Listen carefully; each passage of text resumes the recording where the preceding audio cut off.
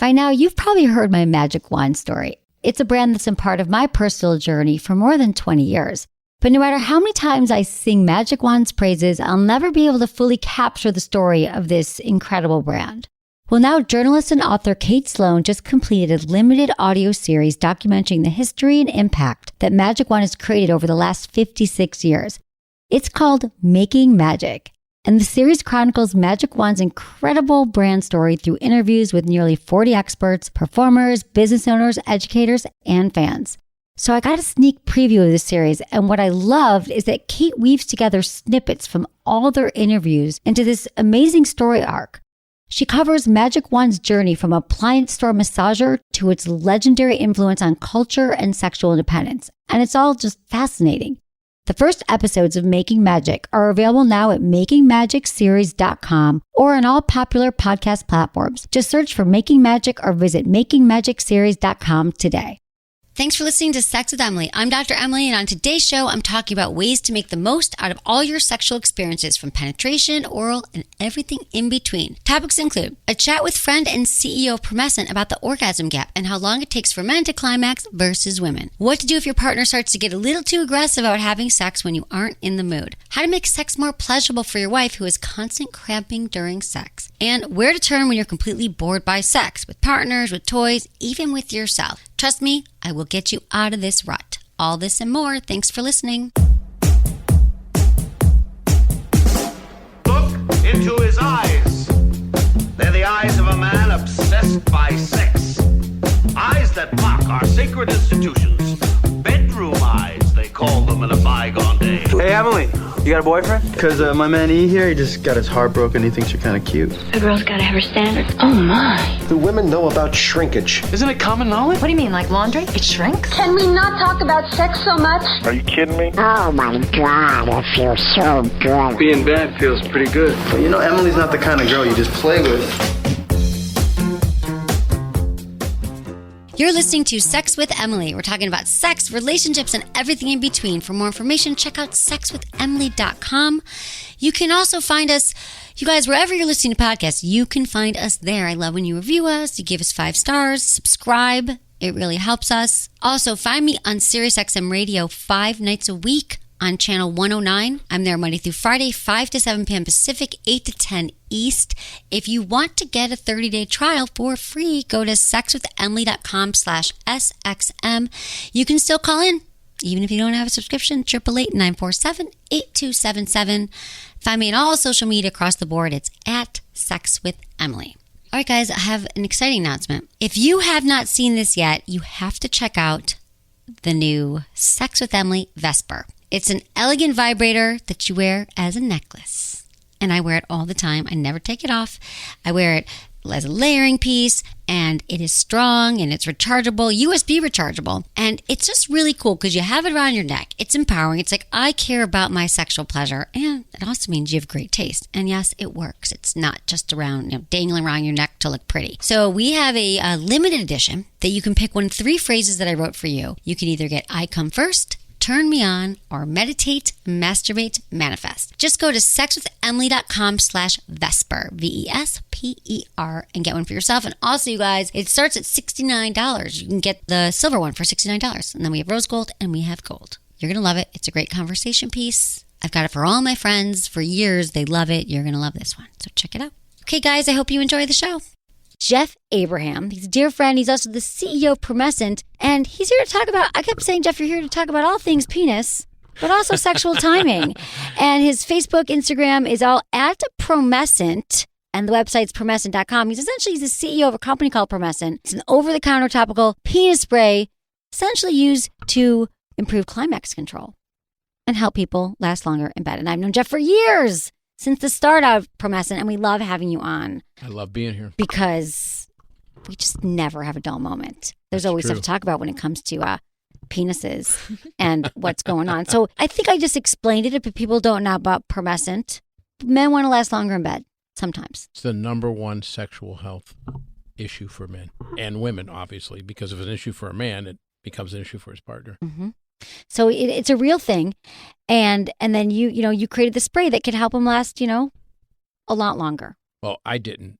Dr. Gilbert did. 64%. Dr. Correct. Gilbert, right. I don't want anyone to think that I'm not I know smart. you didn't. Right. No, I got it. That you took it to market and made it all happen. So how have you been doing, Jeff, since I saw you last? I've been doing good. Yeah. Busy, very, very busy. But, that beats the alternative, having nothing to do. Yeah, that's true. Yeah. That's people like us will not have anything to do. I thought what might be interesting for us to talk about is just lasting longer in general in bed. Because, okay, so I've been talking about Promescent for years because it makes sense. But, if you want to just, there's a lot of other things you do. Like we talk about edging. Mm-hmm. The stop-start method is one of them, where you kind of, you masturbate until the point where you're about to, go over and then you stop. Mm-hmm. And then, what are some about the focusing on your partner, enhancing intimacy? Because even if you're using Promescent, I feel like we're so focused on penetration, where I kind of like about Promescent. Jeff, tell me what you think about this. We could talk about Promescent as just a foreplay tool that you just use. I love talking about CBD lubes that people just rub into their vulva before sex for 20 minutes, and your vagina won't be anxious, and it can help with your orgasms. But with Promescent, even if you're sometimes I last long, I don't know last long, just the experience of them putting it on their penis, you have to let it absorb. You wait 8 to 10 minutes. 8 to 10 minutes. But what if you waited 20? And you're I'm going to just rub it in so I know it's there. Everyone waits 20. I'm waiting for my lube. You're waiting for Promescent. And then we cannot go right to penetration, because I feel like everybody goes right for penetration sometimes, and we need to slow it all down. I think too many people put the idea of orgasm and penetration in the same category. What would be wrong with having your partner achieve an orgasm or 2 or even 3 prior to insertion, prior to intercourse? And I think people are so focused, and I think part of it is they're so into judging themselves based on porn they watch or anything else. Their expectations are unrealistic. That I have people, I swear to you, because I work our interactive chat feature, it's called OLAC on our site. It's me on there 2 hours a week. People go, what are you doing? I go, I need to understand who's buying our product, where they come from. And by the way, a lot of them go Sex with Emily. That's where I heard about it, which is great. I love it. But I have people that go, I'm not kidding you. They go, how long can I expect to last? And the first thing I always ask is, how long are you lasting right now? Because it's a function of how long you last prior. And I have people say to me, I'm lasting 20 to 30 minutes. And I'm like, why are you buying Promescent? Right. They go, I want to last an hour. I'm like, are you trying to pleasure or punish your partner? Right, exactly. I'm kind of confused You become here. a sex therapist. You put your sex therapist hat on. Yeah, exactly. And I've literally talked to people on the site and talked them out of buying the product. I go, there's something you're doing wrong. If your partner is not climaxing in 30 minutes of penetration and thrusting, you need to either work on your technique, or your partner needs to go to a gynecologist. Maybe there's an issue, because this isn't about, setting an Olympic record for time. It's about pleasure. It's about mutual satisfaction between a male and a female, or 2 males, or whatever. It's one of those things that people put sex almost into an Olympic category now, like it's an event. Right. It's supposed to be mutual shared pleasure. It's supposed to be being in tune with your partner. Exactly. Don't rush into it. Oh my God, you've got to have this at this time. Like you said, take your time. Take your time. Yeah. Relax into it. Do the making out, do the kissing, because the orgasm gap, which is we've been talking about since the beginning, Jeff, of Promescent, we were 7, 8 years now. 7, 8 years. Yeah. It's amazing. I was like, there's something that could actually help men last longer. Because I try I didn't have a penis, but I had to give it to the penises I know. Because I was like, this sound, and then it's amazing. I was just talking about all the technologies now there are for penises and vaginas out there. And this is one of the first that was so exciting to me, that you could actually help men last longer. But there still is the orgasm gap. Yes. And that is real. That is real for most, heterosexual couples, but really any couples. And that the orgasm gap, they say typically it can take a man, what is it, 5 to, the average is 13 minutes or 8 to 15 minutes? The actual man, we're not talking about people with PE, the actual average healthy male lasts 5 minutes and 42 seconds of penetration and thrusting. The average female takes 18 minutes of penetration and thrusting to achieve climax. Those are in healthy couples. So that's the arousal gap, or the orgasm gap. So even in healthy couples, if you just jump right into it, you're not going to have mutual satisfaction. Yeah. And that's why guys think about baseball scores, think about stopping, starting, think about their grandmother naked, think about all these coping mechanisms. And isn't sex and intimacy supposed to be about unbridled pleasure? Yes. Letting yourself go and really enjoying yourself and being into your partner, as opposed to having this little guy on your shoulder walking on eggshells. Not yet, not yet. Oh my God, is she? God, think of my aunt. You don't want to be so hyper-focused. like you're not even enjoying yourself. You're trying to take your mind away from the pleasure rather than feeling the pleasure. Right, exactly. You want to be in the moment with your partner and like let it last. It's true that it has kind of become this Olympic performance based on porn, which is what we were just talking about before you came in, about how that's how people are learning. They're thinking like, oh, longer is better and more positions is better, and like I wish there could just be, I don't know, I wish I had the time and money to like just make porn that was like real, like intimacy, like couples just staring into each other's eyes and like, you never see that. It's like a foreplay channel, like are people ever searching foreplay like on Pornhub? You know what I'm saying? I mean, someone. I don't know. Someone somewhere might be. Yeah. I think you'd have to dig deep into the Pornhub archives to Right. find the foreplay. Sensual soft sex. Yeah. That's with a There's plot. like one video. That's why we uploaded. like Erica Lust. That's why we like Erica Lust. Exactly. There's one. There is a female porn. Erica Lust. Is that what it's called? We love her. I Yeah. love that. I saw that. I'm like, she's amazing. She's Yeah. been on my show a lot. She's a director. yeah. I was going to direct a film with her, perhaps if I go to Barcelona. We were going to have our listeners submit their erotic, their porn stories, like what they dream about, what their fantasies are, and then we were going to make a porn. It could still happen if I get to which I might get to Barcelona next year and do it. That'd be But her name's great. Erica Lust, and if you are listening right now and you have not been satisfied with the porn you watch, if you check out her site, it really is. It's like for women by women, because most porn now we know is by the male gaze. Which, Yeah. to be honest, Jeff, I mean, as a businessman, it's good for your company, but also in porn, like what we're seeing it isn't like real depictions of sex. So yeah, they are lasting longer in a way that would be good for business actually, because they're like, I'm not. Porn's been great because they're like, I'm not lasting an hour and a half, and Jeff's like, whoa. No, exactly. No one wants you to last an hour. But what you were saying, though, it's so true that there is this notion, maybe it's a lot of younger men, that they still believe that sex, that it's measured upon how long they last. And they're thinking that before they don't even know about the pleasure part. Like, no, actually, if you do a lot of the work beforehand on your partner, go down on her, give her orgasms, that's the stuff to focus on. That's what you really need to focus on. You want to hear something that shows you how warped people's perception are. Yes. We're the number one best-selling sexual enhancement product on Amazon. The number 5 product in sexual enhancements, I swear I wish I was making this up. It's some kind of supplement that supposedly increases the amount of semen that you ejaculate. Really?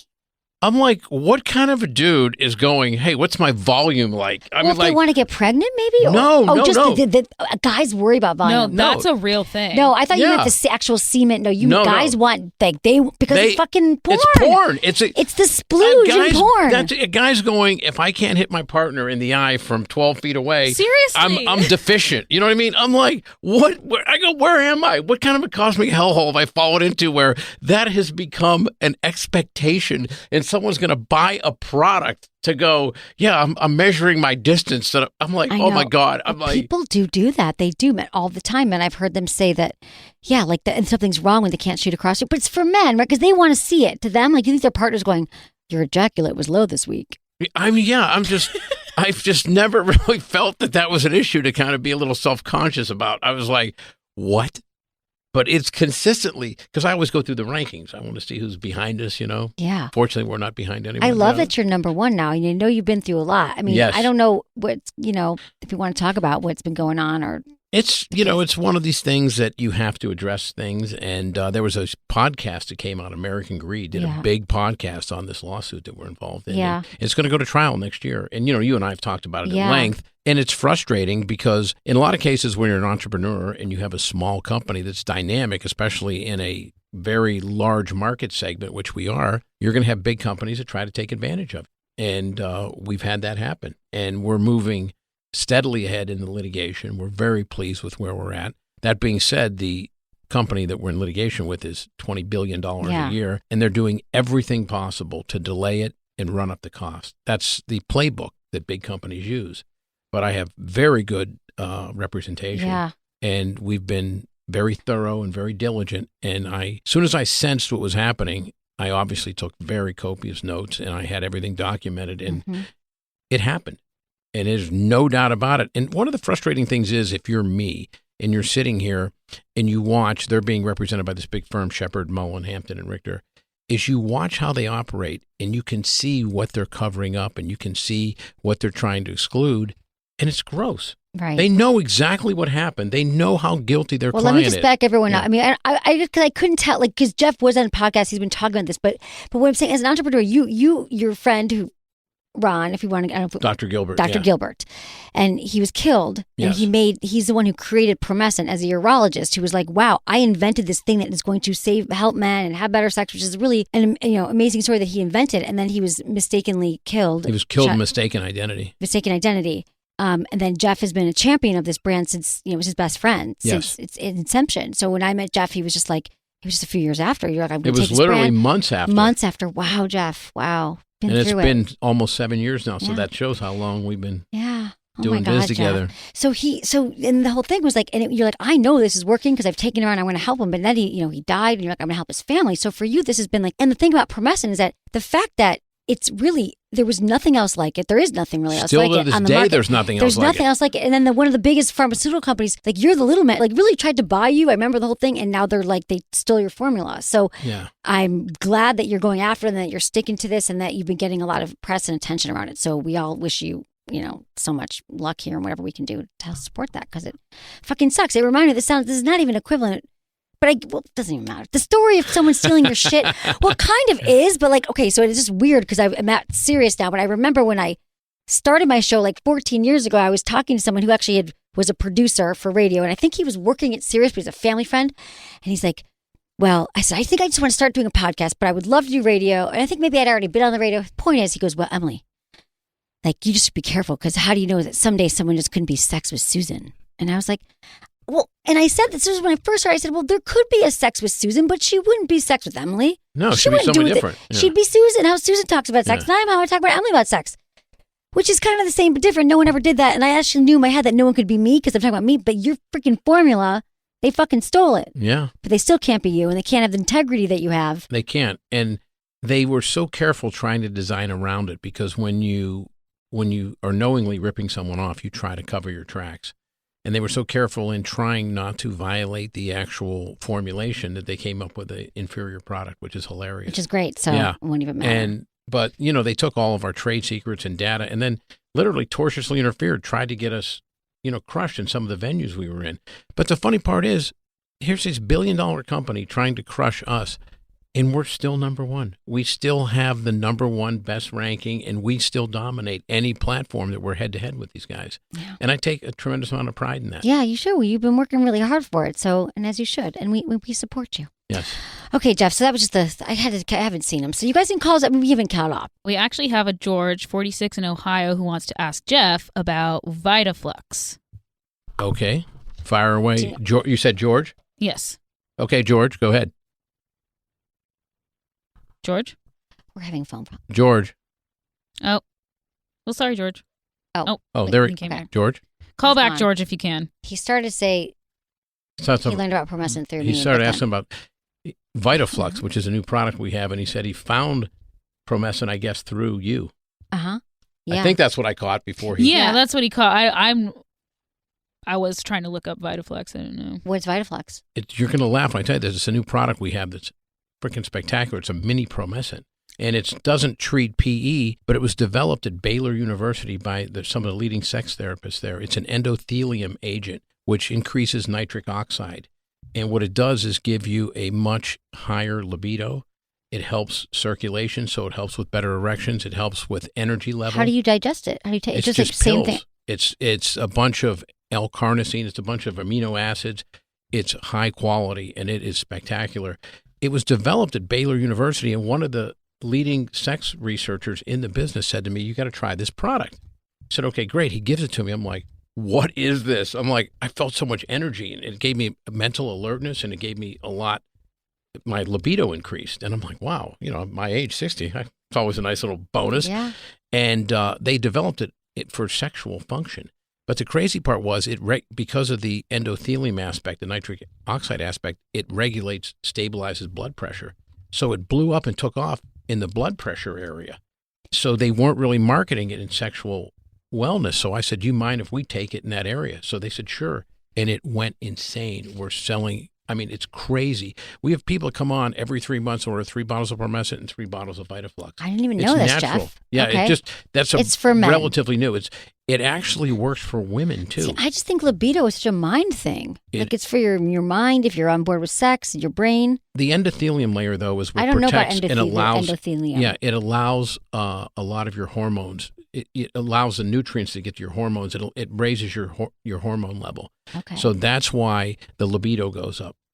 I literally started giving it to my friends around where I live. I go, try this. I go, because I was thinking to myself, this has to be a placebo effect. Every single person I gave it to goes, what is that? I love that product. I go, it was developed by a leading sexual researcher at Baylor University. Okay, that's amazing. It's called VitaFlux. Evidently, this guy tried it or is thinking about trying it. Yeah. Okay. George from Cool. Ohio. George from Ohio. Thanks, George. Yeah. We have phones, but the good thing is that, Jeff, we always have stuff to talk about, even if we don't have phones. So what I was thinking, though, so in breaking this down, I'm talking to Jeff. He's a CEO of Promescent and Climax Control Spray, and now other things like VitaFlux. Didn't know. What about couples who are trying to figure out, this just comes up all the time, like, when should they have sex?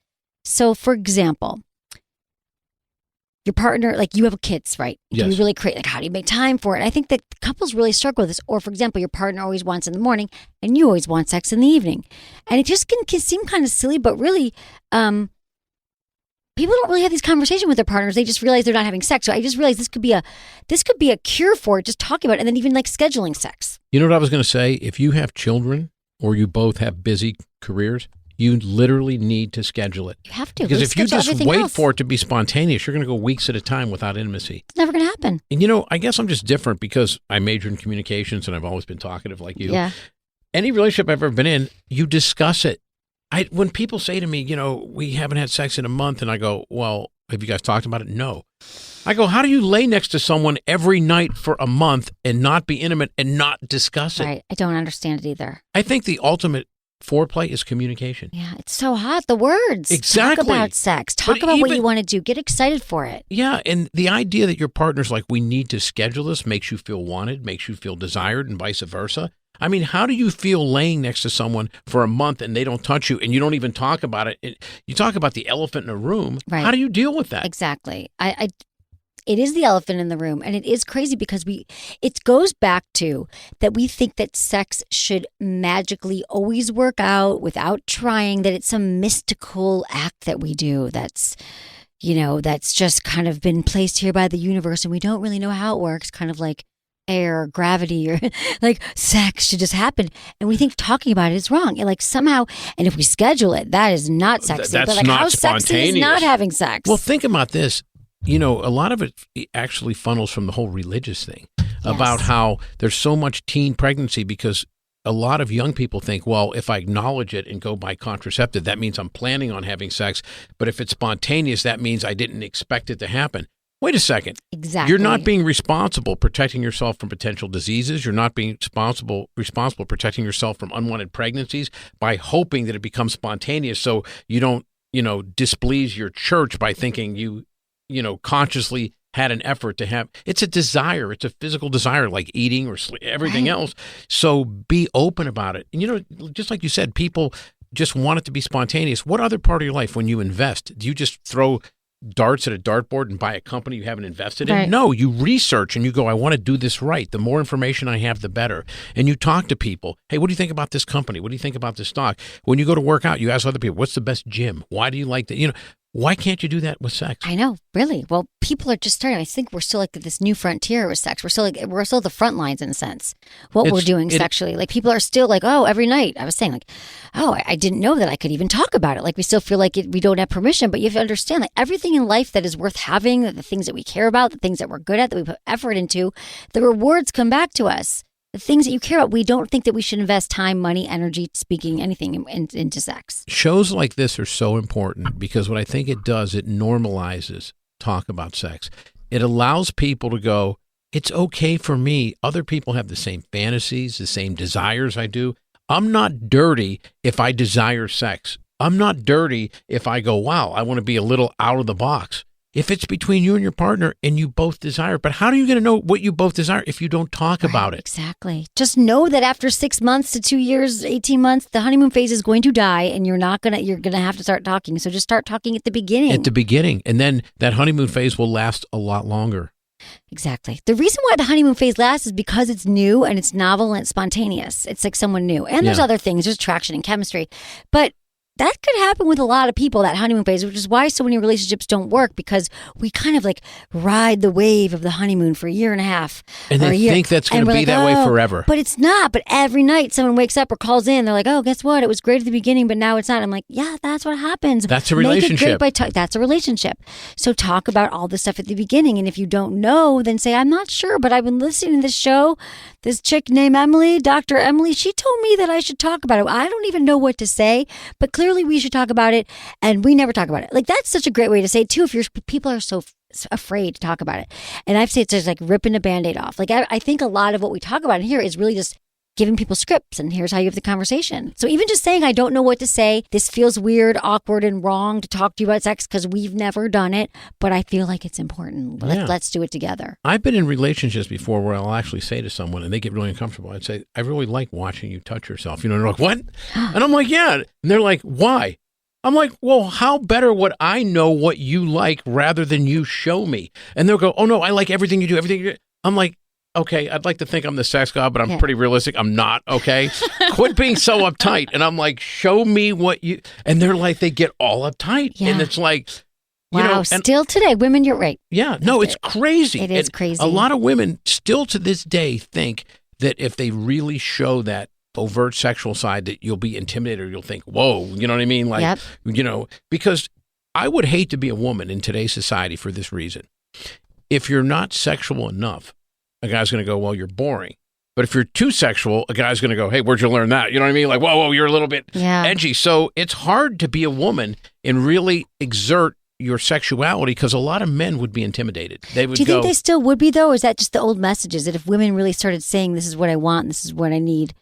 There's a certain amount of men out there, maybe 20, 25%, that would run with it and be totally turned on. We want more of them. We need 100%. I mean, every man We need every like man that. to do that. But there's still men that want their woman to be desirable and sexual, but not too sexual. Right. Not too much. I don't want to know, where'd you learn that one? Yeah, exactly. How many, you know? Yeah, because there's still, you know, we laugh about this all the time. There's still so much insecurity in men.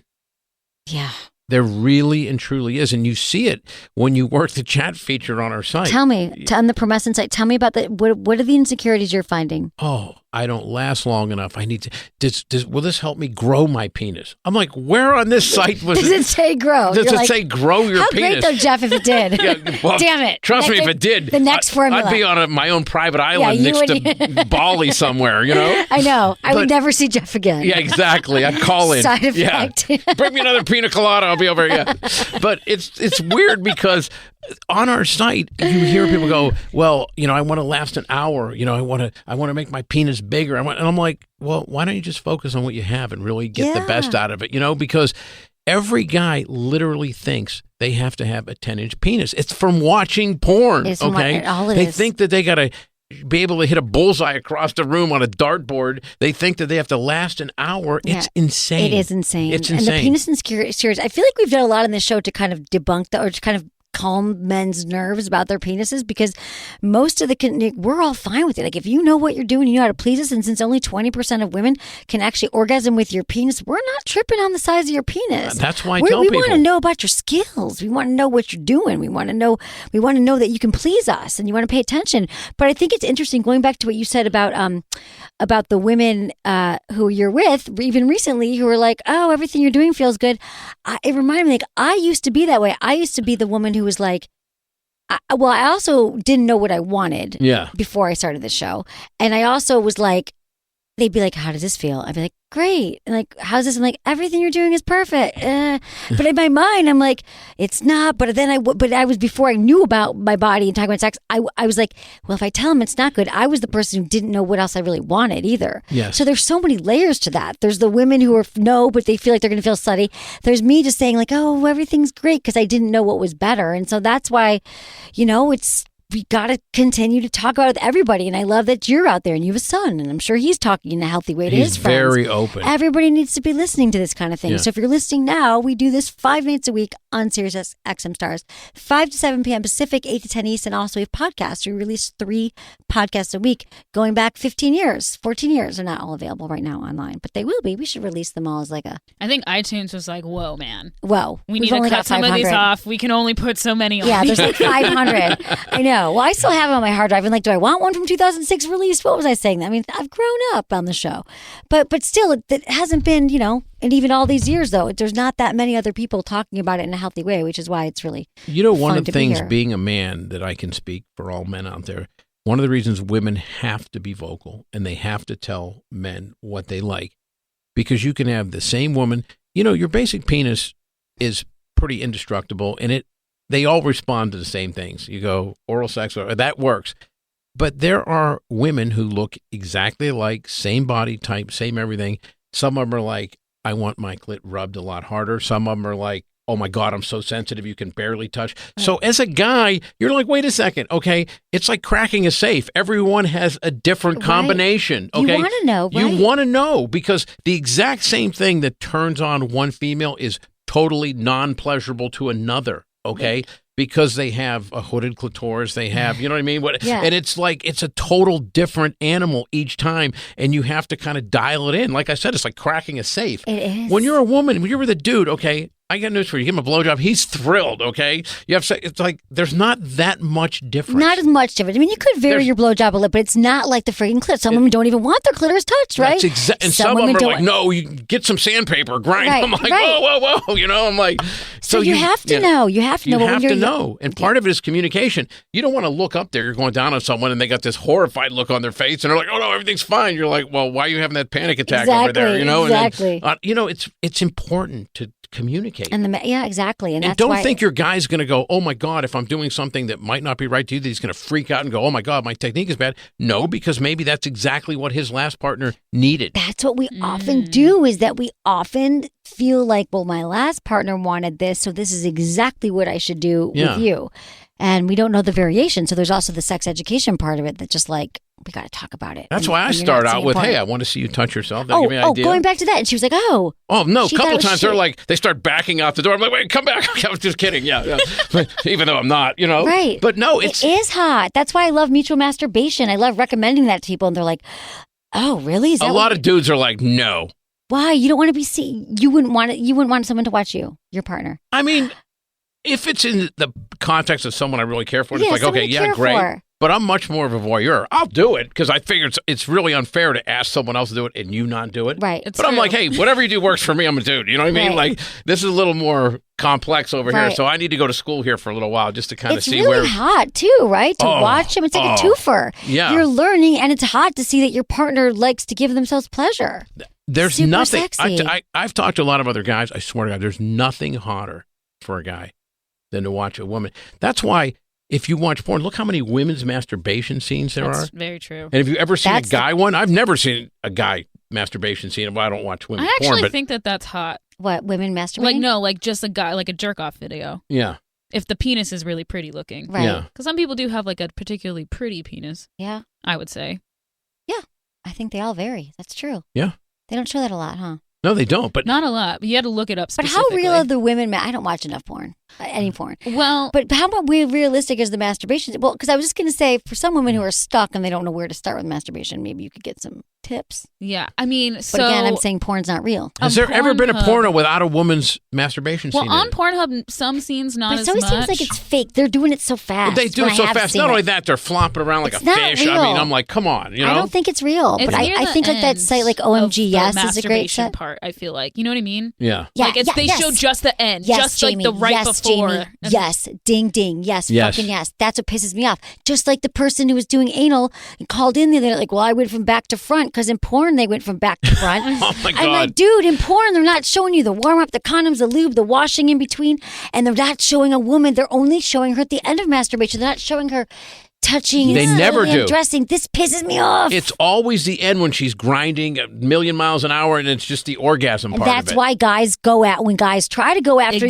that's why they start. I know. That's why they go. Really That's all they've ever seen. They think that's exactly what happens. You start out a million miles an hour, and then 12 seconds later, you're supposed to climax. Yeah, that's why my number one sex advice. If people I used to say this, if they're like my number one thing, like Emily, if you had gun to your head, number one tip, I'm like, slow down. Like literally slow down. Go 3 times slower than you think. Like you think, like if you're like, oh, but I already go slow, then go a little slower. I think that's going to work for every sector. That is sex great act, whether advice. you're kissing, whether you're like undressing each other, whether you're like everything. Like what is the goddamn rush? Especially with the orgasm gap. Anticipation is the best part of sex. It is. The buildup is the best part. It is the best part. And I've always found for me personally, the longer the buildup, the better the finish. Yes. Think about that. It's true. It is. The more you anticipate it, the more foreplay you have, the stronger the climax. That's why I think that's why we look forward to dates or don't rush into relationships too quickly in the sense of keep that fire burning as long as you can, or just tease each other. If you tease your partner all night long, like you're teasing each other, like maybe you go into the restaurant and you hand them your underwear because you're not wearing any, and then you make out in the bathroom, you go back and then you're having dinner and you just prolong it the whole night. There's not going to be as much work when you get home. And that's if exactly you think right. foreplay is work. Yeah. You're going to tease them, they still might need a little Promescent though. They can put that on the bathroom. Jeff, okay, we're going to go. This was awesome having you here. I enjoyed being here. I love seeing you here all the time, Jeff. Thank you for coming in. This is a show that's necessary. This really is a show that's necessary. This should be required listening for every newly married couple Doing my to get best. the relationship off on a right? good start. This is what I think. I'm telling everybody. Thank you, Jeff, for being here. It's a I pleasure. appreciate it. You can find Jeff at promescent.com. We'll also put that in the show notes if you're curious about it. All right, we're going to take a quick break. When we come back, we're going to get into your calls.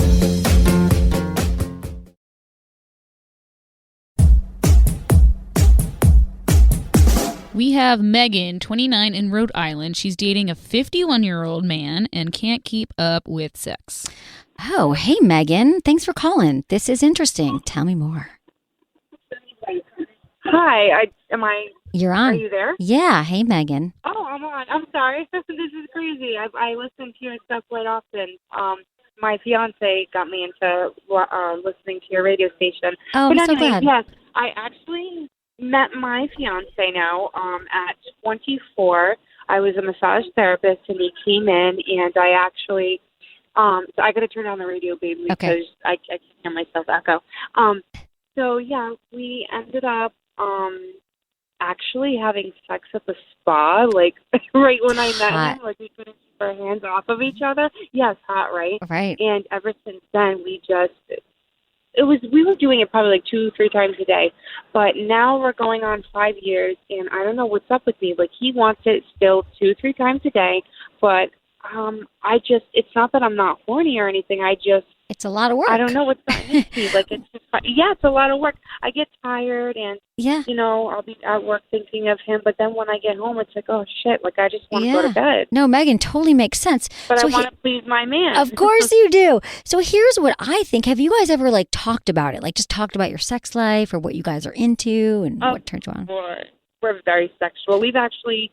I can be blunt on here, right? Yeah, dude. You can say anything. Please do. The blunter, the better. We've done threesomes to spice up our relationship. I'll do those once in a while just because I like women as well, and obviously he does. And I find it really attractive watching him, and it really turns me on. So that's our number one thing. We're not swingers or anything. Right. And toys. I love when he uses toys on me. Great. But it's just, like I said, I don't know what's gotten into me. I don't know if... Well, here's the thing, Megan. It's not sustainable to have sex 2 to 3 times a day for the rest of your life. I mean, I'm impressed that you've been keeping it up for 5 years. And so just know that great sex is not always it's mostly not about the quantity, right? How many times you have sex. It's about quality sex. And for you, it sounds like you might need sex a little less frequently, but that's okay. You can still please your man in other ways, or you guys can still figure out ways to have intimacy when it's not intercourse. And so I think that this concern of yours, I understand, just wanting to do it to please him, but you're going to end up resenting it and resenting sex if you're not into it as well. So I feel like what would feel right to you right now, Megan? How many times a week? I mean, I wouldn't mind doing it like 5 times a week, but to be perfectly honest, he was starting to get really mad at me, like, basically, if you don't have sex, like, I'm going to be pissed at you type of thing, like throwing temper tantrums. So it kind of made me feel like it was more of a job. And like, Megan. I'm like, hey, throw me up against the wall, start kissing me, start fingering me, bend me over, pull my hair, like, jump in the shower with me, be spontaneous. But it's like, I take a shower, he takes the shower, we hop in bed at night, and then we fuck. And it's like, no, I don't want that kind of sex. Like, I want our beginning sex where it just happens. So you need, well, here's the thing, Megan. This is what I was asking if you guys talked about it. So just so you know, this is probably it's a long relationship. 5 years, you're 29 years old. You've been in it since you were 24. Here's the thing. In relationships, that initial chemistry is actually a physiological reaction we're having to someone. Like you're having these love hormones that are connecting you, oxytocin and dopamine. That's what happens in the honeymoon phase. But that's after a while, that is going to fizzle. And so couples have to figure out, like, what would turn you on. Couples forget that you have to still keep doing the things that you did at the beginning or find new things. So you might need some sexy text from him, some words. You might need him to tell you things, to give you a massage.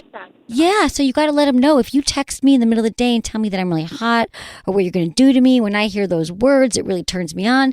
You might want him to come home and just start kissing you slowly, or it sounds like you want him to throw you against the wall. And he doesn't want that. He's like, well, babe, I better get in the shower and stuff. And I'm like, I don't care. Just fuck him. Why do you need to get in the shower? Right, that's what you need. Listen, Megan, men and women get turned on differently. Arousal is very different. Men are more automatic arousal and more spontaneous. Like he gets spontaneously aroused when he sees you. Women are more responsive. We respond to stimuli like dirty talk, kissing, slowing things down, being under foreplay. It's not just a suggestion, it's a requirement. So he has to understand that he can't just snap and you're ready for sex. No woman is ready for sex like that. Maybe at the beginning, but that's the problem in so many relationships. We rest on all the shit that happened in the beginning and then we keep trying to chase that high from the first 6 months, and it's not realistic. So why I'm here on the planet is to explain to couples and individuals that you have to know going into a relationship, the sooner that you guys talk to each other about what actually turns you on and what you need, and the better you're going to be. But I don't love the part about him getting mad at you and threatening. Like that makes that gave me pause. So, well, I'm turned off too, and I don't think he's treating you very well. And he's 51 years old, and I think he should know better. And if he doesn't understand, which to be honest, most men don't understand this. So I wouldn't be surprised if at 51 he doesn't get this, because most of sex is based on more about what men want than women want. But you can explain to him that this is what you've learned by listening to the show he turned you on to, that it's actually you need more pleasure. He is listening to you, and he does take this stuff into consideration because, I mean, he loves sex.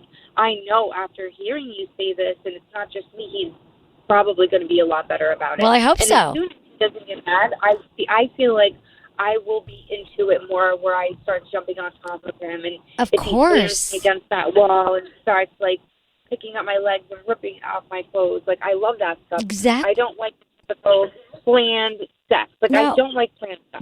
You're right, because you're not turned on by it. Right, exactly, Megan. Well, I hope it sounds like this is going to work for you. I'm glad he's listening. Hello, boyfriend. Hope you guys can work it out. Thank you, Megan, for calling. I'm so glad you found the show. We have James, who's 29 in Canada. His wife has endometriosis, and he wants to know how to make sex more enjoyable for her. Okay. Hey, James. How you doing? Thanks for calling. Hey, how's it going? Good. How are you? I'm happy to help. Not too bad. Just driving home. But, no, basically, she's had severe endometriosis ever since she was young. And basically, every time, most times that we have sex, she has a lot of cramping after. Now, I don't know whether there's something I can do for afterwards, or something that I'm doing wrong. I'm not sure. She says that the sex is fine, but it's just she just gets cramping. It's if we have sex at nighttime, she finds it troubling to sleep at night. Does she say okay? And she's had this since you guys were together. Like you said, she's had it for a while. Yeah, okay. She's had a couple surgeries done, and then we actually had a little one, and the OB was actually amazed that she actually got pregnant. Okay. And she carried him the whole term and whatnot. He's now 4.5, but still, they thought maybe that might have fixed the problem a little bit, but she still has the cramps. Sometimes she doesn't have the cramps. Has she been to see she could see a pelvic floor physical therapist for endometriosis. I would love her to see somebody. If she's had it her whole life, she should definitely go see a pelvic floor physical therapist first, because she doesn't have to live with this pain. So there are also there's some things like, we're a huge fan of CBD. There's something called Foria Awaken, and that can help a lot of women with this. So you just it's like a pre-lube, and she can rub it, you could even do it for her. You can rub it into her vulva, and before you foreplay, and it just feels really good. That can kind of help alleviate pain. It has CBD. And then there's also some positions that are better for endometriosis and others, like spooning, raising up her hips, using a pillow. Missionary position is often really painful for people with endometriosis. And if she is having a lot of pain, at the times it is more painful, you can do other things, foreplay, massage, oral stimulation. That's what I would recommend, James.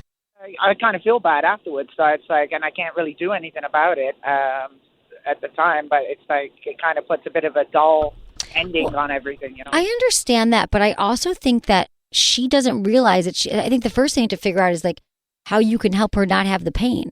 She doesn't have to live with that pain. A lot of women can cure endometriosis by going to see a pelvic floor physical therapist. So if you look at, if you go to the show notes at sexwithemily.com, we're going to put a podcast on there that I did with a woman named Heather Jeffcoat. And she's a physical therapist, and she works with women all the time to help them with endometriosis, because I understand that you're feeling bad. So your only thing is to not have sex with her and just do foreplay so she can still have pleasure and orgasm, or figure out a way that she has less pain with penetration. All right.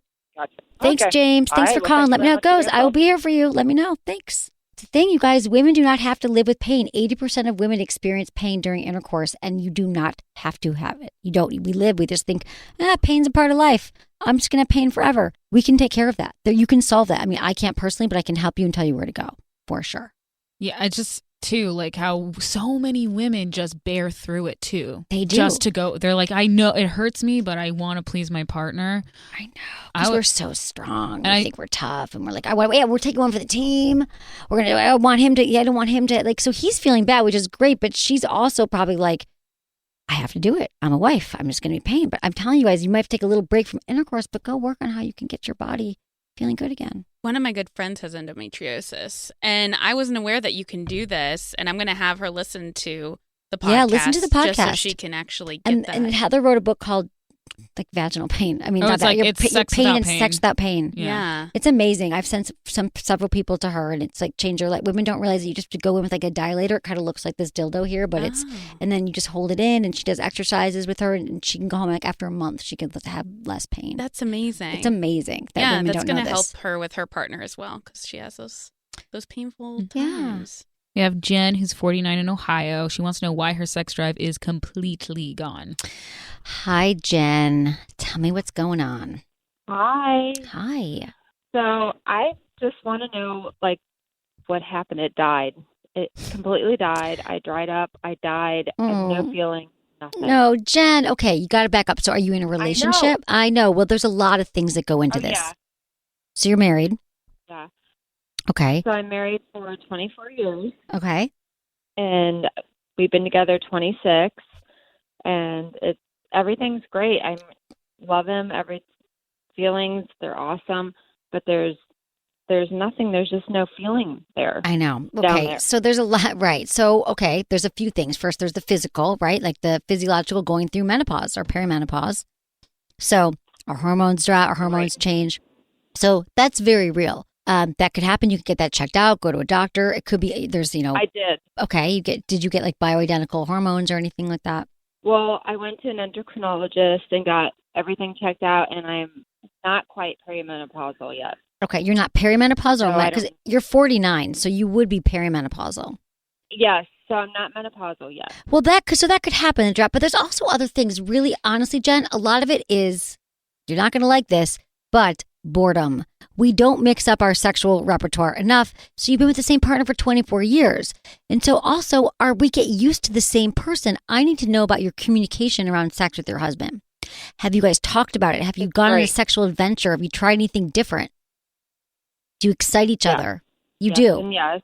But there's no feeling. Like, I have no feeling at all. I joke around with everyone at work. I'm like, I'm dust down there. There's nothing.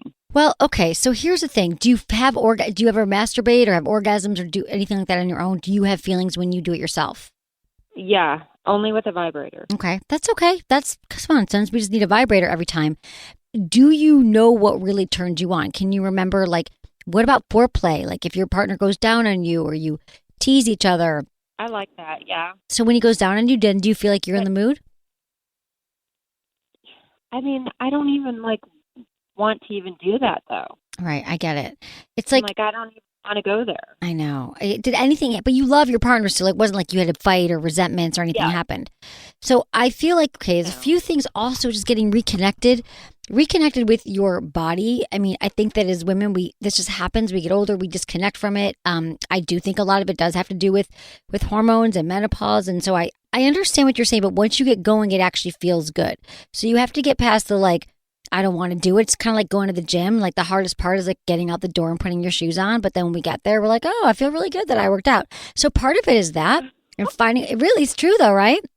Women expect that arousal is going to hit us over the head because most men have this spontaneous, right? They're just turned on, your partner sees you and they get an erection. But for women, we think we're broken because we don't have that same drive that men do. We are wired differently. And especially as we get older, stress, other things going on in our life, hormones, it all changes. So we have to work a little bit harder at it. And by working at it, I mean you have to figure out ways that turn you on, that get you in the mood. If it's like taking a bath, if it's going on vacation sex works because you're getting out of your same routine, your same repertoire, doing the same things over and over again. Go to a sex toy store and go shopping together on your next date. Doing one thing different. Wearing something sexy in the bedroom. I know this all sounds like, it might sound cliche to you, but I'm telling you that's exactly what is missing right now. If you start creating new things for you guys to do, and I'm not saying you got to get a whole red room of pain, but really just like trying subtle things and maybe even talking about it in ways that you haven't before. There's some really fun sex games that you guys could play together. If you go to one of these stores or go to my site, sexwithemily.com, getting some inspiration, doing some research. Nothing's wrong with you. You're not broken. Just a little bit more work. For wetness, I recommend using a whole lot of lube.